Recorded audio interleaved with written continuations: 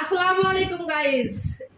আজকে দেখতে পাচ্ছেন আমাদের হাতের সামনে অনেকগুলো মাটির বাসনকোসন। এবার আপনাদেরকে সবকিছু দেখাবো, আপনাদের মাঝে শেয়ার করব। আমার অনেক দিনের শখ ছিল এই মাটির বাসনকোসন ব্যবহার করার জন্য। আমি খুবই ভালোবাসি। আপনাদেরকে আমি এক পাশে থেকে সব কিছু দেখাবো। তো আমি সর্বপ্রথম আপনাদেরকে আমি দেখাবো এই যে দেখেন প্লেট নিয়ে আসছি, কতগুলো আপনাদেরকে দেখাচ্ছি।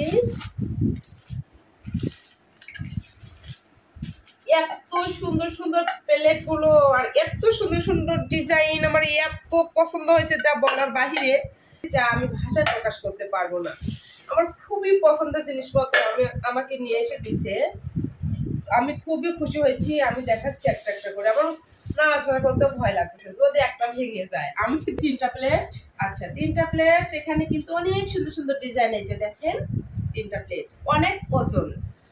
তারপরে এই যে দেখেন আমি এটাতে ভাত বেড়ে খাবো।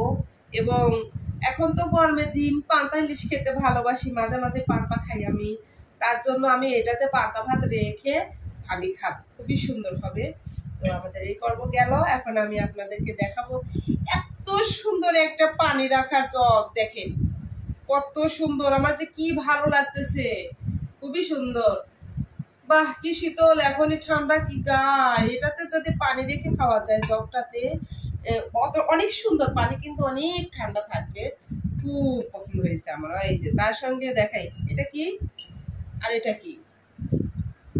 আমার তো নাচড়া করতে ভয় করে, কারণ ভেঙে গেলে কিন্তু আমি কান্না করে ফেলবো।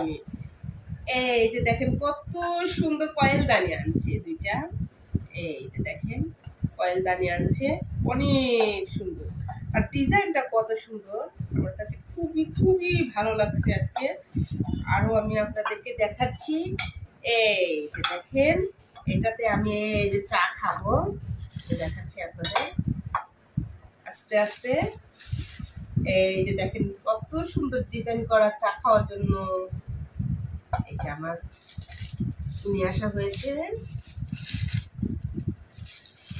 এই যে দেখেন, আর এই দুটা হচ্ছে পানি খাওয়ার মগ, মানে কি বলে মাটির গুলো কি বলে আমি জানি না, তো মগ বললাম। অনেক সুন্দর। এটাতে আমি চা খাবো। এই যে কত সুন্দর, এই যে দেখেন আমি চা খেয়েও আপনাদেরকে দেখাবো। খুব খুশি হয়েছি মাটির বাসন কুসন দেখে। আচ্ছা এখন আমি এটা দেখাবো আপনাদের।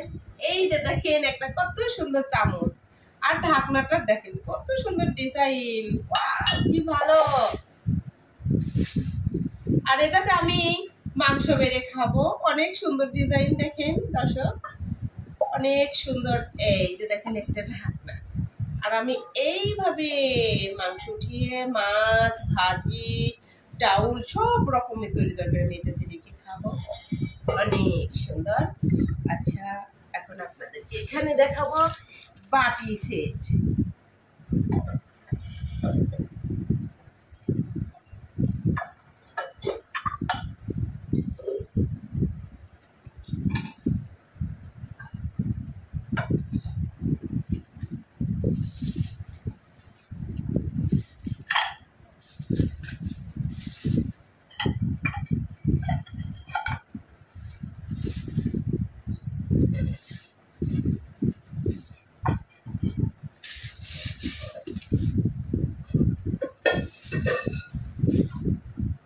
তো আমি এই যে দেখেন বাটি সেট গুলো দেখে এত সুন্দর সুন্দর দেখেন।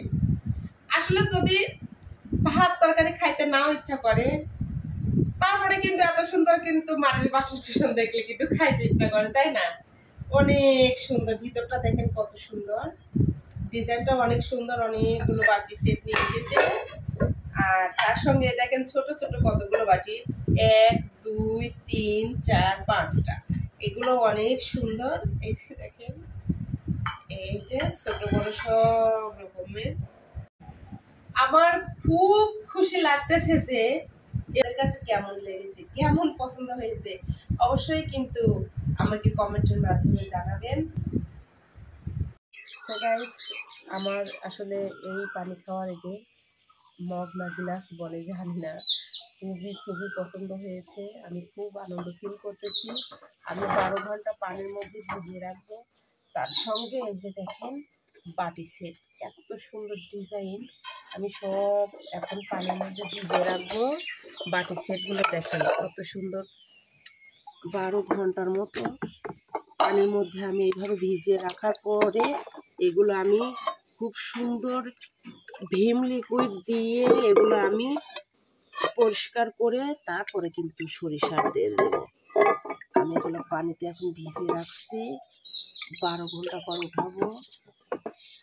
আর তার সঙ্গে এই যে ভাত এবং পোলাও, ডাউল, সবজি আপনার ইচ্ছা মতো আপনি ব্যবহার করতে পারবেন। সেগুলো এই যে দেখেন আছে।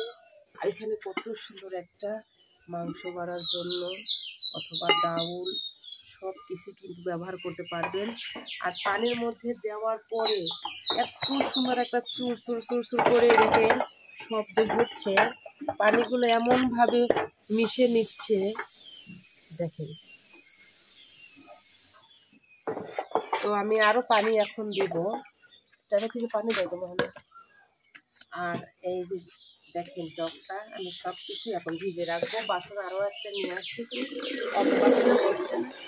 আমি ভিজিয়ে রাখার পরে আবার তেল দিয়ে রোদ্রে দিব অবশ্যই, কিন্তু আমি আপনাদেরকে আবারও দেখাবো।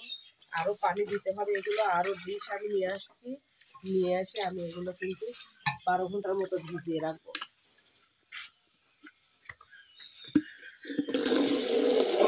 তো আপনারা সবাই কমেন্টে জানাবেন আসলে কেমন হলো আমার এই। তো গাইস 12 ঘন্টা হয়ে গেছে। তারপরে এই যে দেখেন আমি এই যে ভিজায় রাখছিলাম বাসন কোসনগুলো, এই যে এখন আমি এগুলো একটু ভিম দিয়ে ধুয়ে নেব, পানির মধ্যে থেকে উঠে নিব, নিয়ে এই যে এখন একটা একটা করে ধুয়ে নেব সব।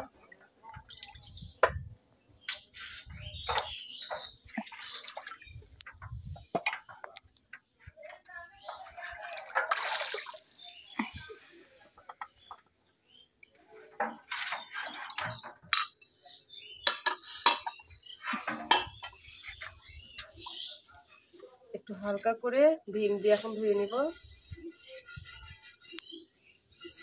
এটা কিন্তু কোনো রঙে উঠছে না, কারণ আমি 12 ঘন্টা ভিজে রাখছিলাম। আমি একটু শক্ত সাইজের খোসা দিয়ে মাজবো, কারণ যদি আলগা কোনো রং থাকে অথবা কোনো রকম কোনো কিছু থাকে, যার কারণে আমি একটু শক্তটাই হাতে নিয়েছি।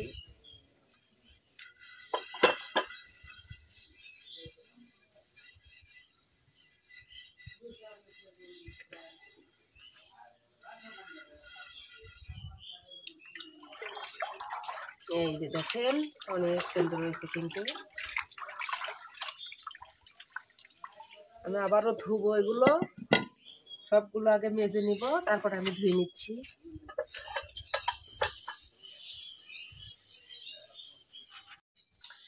তো গাইস, আপনাদেরকে বলছিলাম যে 12 ঘন্টা পানিতে ভিজে রাখতে হবে। আমি 12 ঘন্টা পানিতে ভিজে রেখে আপনাদেরকে দেখালাম, একটু ভিম বার দিয়ে ধুলাম, একটু ধুয়ে আপনাদেরকে দেখালাম। তো আমি আসলে আজকে একটু হালকা পাতলা বৃষ্টি হচ্ছে বাইরে, তো বাইরের মধ্যে একটা খারাপ, যার কারণে ওই যে কিচেন রুমের মধ্যে আসছি, কিচেন রুমের মধ্যে আসিয়ে দেখেন আমি এগুলা এই যে উপর করে রেখেছি, উপর করে রাখছি প্রায় 1 থেকে 1.5 ঘন্টার মতো। তারপরে আমি এই যে আসি দেখি দেখেন এর গায়ে কোনো পানি নেই, অনেক সুন্দর শুকনো হয়ে গেছে একদম। এখন আমি এই বাসন কোসনে তেল মাখবো, তেল মাখে আজকে তো আর রোদে দিতে পারবো না, একটু তেল মাখার পরে রোদে না দিলে পরে হবে 2 দিন অথবা 1 দিন, এইভাবে বাতাসে রেখে দিলে পরেও শুকায় যাবে। একটুখানি তেল দিব এখন।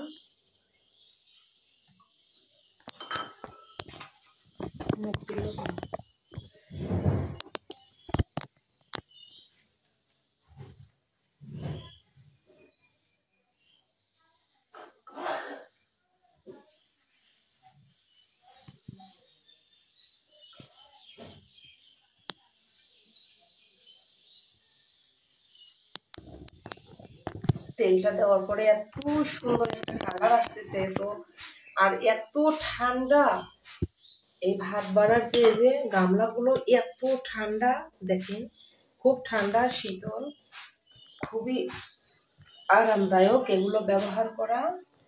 তো আমি আসলে মাটির হাঁড়ি আপনাদের দেখাতে পারি নাই, আমার খুব ইচ্ছে ছিল। তো মাটির হাঁড়িটা 2 দিন পর আমি এক জায়গায় আনতে যাব, আমাদের এই পাশে আমি পাইনি, তবে আমার খুব শখের বাসন কোসন, আমি যেখানে পাবো সেখানে কিন্তু আনতে যাব। আর এখন থেকে আমার পরিবারে একটু মাটির জিনিসগুলো ব্যবহার হবে, আর সমস্ত ভিডিওই আপনাদের মাঝে শেয়ার করব। সবাই পল্লীকন্যা ময়না সুন্দরী চ্যানেলটির পাশে থাকবেন, সাবস্ক্রাইব করবেন, লাইক কমেন্ট করবেন, উৎসাহিত করবেন। তো সবাই ভালো থাকবেন, সুস্থ থাকবেন। আল্লাহ হাফেজ।